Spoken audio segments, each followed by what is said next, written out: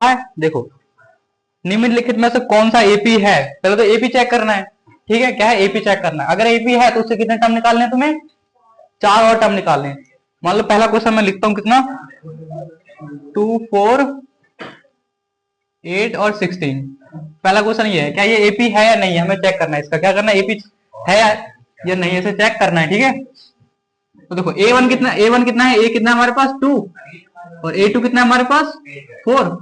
d निकालने एक बार, कितना आ जाएगा, a2 माइनस में a1 कितना हो जाएगा हमारे पास 4 माइनस में 2 कितना आ जाएगा 2। एक जगह से d चेक कर लिया, हर जगह का d क्या होना चाहिए, सेम होना चाहिए। तो हमारा क्या क्या, क्या किस में होगा, फिर वो एपी में होगा। किस में होगा, वो एपी में होगा। तो यहाँ पे देखो, चलो d2 निकाल लेते हैं एक बार, a3 माइनस में a2। a3 कितना है 8 माइनस में 4, कितना आंसर आ जाएगा 4। क्या सेम है हमारे पास, ये दोनों डी आए हैं, नहीं है। तो क्या एपी है, तो यह एपी नहीं है, सेम आनी चाहिए। अगर वो 2 बार चेक कर ले सेम आ गया उसमें, एपी नहीं है। दूसरे एग्जांपल लिख लेते हैं हम, ठीक है, इसका वो एपी है नहीं है, चेक कर लेते हैं उसे। ठीक है, एक है हमारे पास, हाँ रूट वाले भी लिख रहा था मैं। कौन सा हमारे पास, रूट 8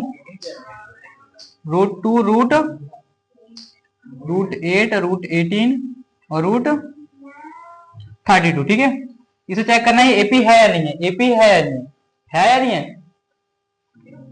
देखो इससे पहले पता है ये एपी है, चेक करेंगे तो कैसे।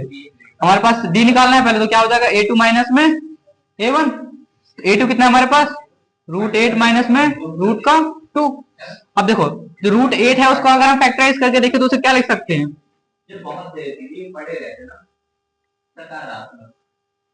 एक 2 बाहर आ जाएगा, एक रूट अंदर आ जाएगा, उसे क्या लिख सकते हैं 2 रूट 2 माइनस में रूट 2। देखो ये 2 रूट 2 है, ये 1 रूट 2 है, तो आंसर कितना आएगा रूट 2 आ जाएगा। सेम आप किसका निकालते हैं, हम एक और डी निकालते, ये वाला, इसके आगे भी तो 1 होगा, 1 से 1 माइनस होगा तो 1 बचेगा, कोई फर्क लिखना नहीं है। ठीक है, सेम अगला करते हैं, एक और डी निकालते हैं, a3 माइनस में a2। a3 कितना है हमारे पास रूट 18 और ये कितना है रूट 8। सेम रूट 18 को क्या लिख सकते हैं हम, 3 रूट 2 माइनस में रूट 2 रूट 2। कितना आंसर आ जाएगा रूट 2। क्या दोनों डी सेम है कि नहीं है? तो ये क्या है, एपी है, क्या है एपी है। हाँ वो ऐसे निकाल लेना, ऐसे निकाल लेना। ठीक है, तो 3 रूट 3 आ जाएगा। ये तो हो गया, अब एपी हो चुका है। इसने कहा 4 टर्म और फाइंड करो, अगर वो एपी है, क्या है एपी है, तो उसके 4 टर्म और फाइंड करने, तो 4 टर्म और निकाल लेते हैं। कितने नंबर दिए हुए अभी हमें, 1 2 3 4 दिए हुए, कौन सा निकालना है फिर हमें, तो a5 निकालना है, a6 निकालना है और a7।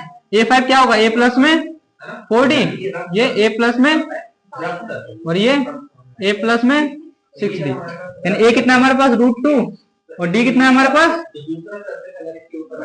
रूट 2। कितना हो जाएगा रूट 2 प्लस में 4 रूट 2। आंसर कितना आ जाएगा 5 रूट 2। कितना आ जाएगा 5 रूट 2, है ना। देखो चूंकि सब किस में चल रहे थे, रूट में चल रहे थे, इसे भी किस में कन्वर्ट करना पड़ेगा फिर हमें, रूट में। तो जो बाहर रहेगा उसको कहां भेज देंगे, 2 बार अंदर रूट में भेज देंगे, 2 बार अंदर भेज देंगे रूट में। तो क्या हो जाएगा रूट 2 पहले से है और 5 मल्टीप्लाई में 5 हो जाएगा। आंसर कितना आ जाएगा 25 और ये 50 हो जाएगा। ठीक है, नहीं है।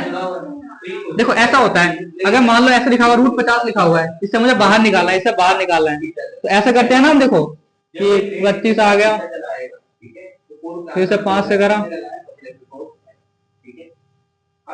ऐसा आता है। अगर इसे फैक्टर करें तो इसके 2 का पेयर बना के 1 को बाहर ले जाते हैं। अगर एक बाहर है तो अंदर कितने से मल्टीप्लाई करना पड़ेगा 2 से, उल्टा कर रहे हैं ना इसलिए। तो ये हो गया, ऐसे भी ये निकल जाएगा, ये निकल जाएगा।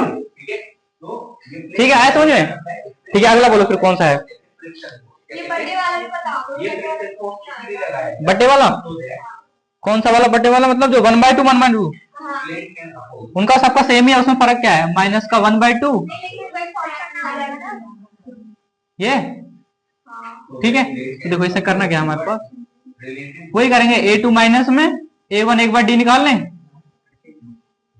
कितना हो जाएगा हमारे पास माइनस का 1/2 माइनस का 1/2 माइनस माइनस प्लस, माइनस का 1/2 प्लस में 1/2 माइनस से प्लस करके आंसर कितना आ गया 0।